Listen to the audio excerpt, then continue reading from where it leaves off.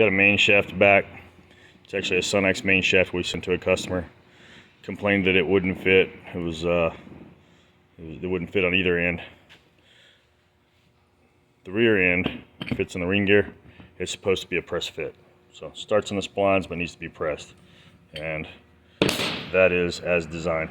Press fit makes it stronger. You can't have a press fit in a Ford hub or you would never get the front end of the transmission together. I got the shaft back the other day and I noticed, I don't know if you can see, but there is some slight, on some of the splines, there's a slight burr about mid-spline. I can't see it in the camera here, but possibly from vice grips. A lot of people handle them with vice grips. This is in a stock Ford hub, the first one I grabbed the other day. Fits perfectly fine, no problem. This is another stock hub I just now grabbed. It's a little tight, but goes on and can be wiggled to fit. That's a perfect fit, really.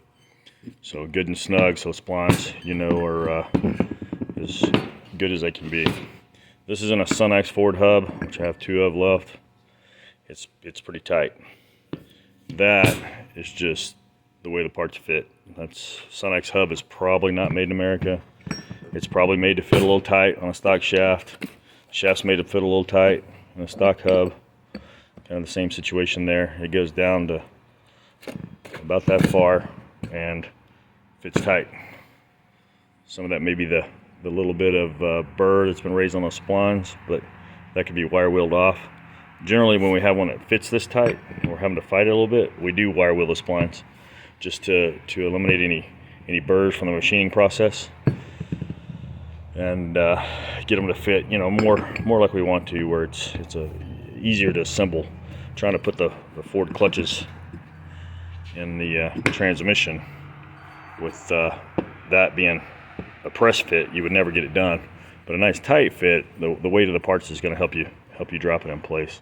So that's not an unusual deal when you're dealing with aftermarket shafts and aftermarket hubs, simply because they're trying to make the spline as tight fitting as possible for the most amount of strength. You've got you know, we've put 2,500 plus horsepower through this stock 1-inch 30 spline shaft. So, and I'm sure more has been done. So just to give an idea, maybe a little lesson on the parts.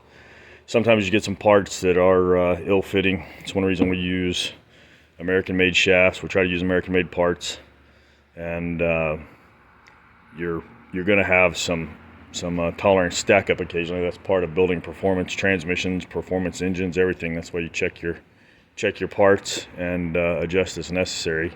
This is probably something as simple as running that on a wire wheel and assembling the transmission. If it won't go in the hub, when it obviously fits in a stock hub pretty good like that, you know it's tolerance stack up, because your hub is probably also, you know, maybe has some burrs on the spline from the machining process. It's never been used.